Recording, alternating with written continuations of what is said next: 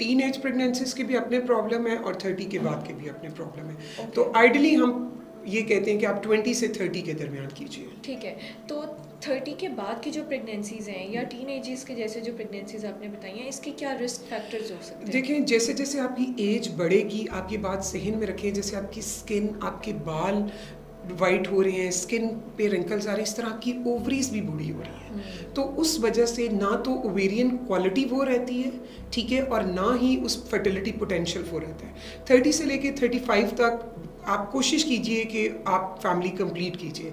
अब 35 के बाद दूसरे रिस्क क्या हैं? एक तो ये कि जेनेटिक प्रॉब्लम्स का रिस्क ज़्यादा है, जिसमें डाउन सिंड्रोम है। दूसरी चीज़ ये कि medical disorders, blood pressure, sugar, इनका रिस्क बढ़ जाता है। मिसकैरेज का रिस्क बढ़ता जाएगा।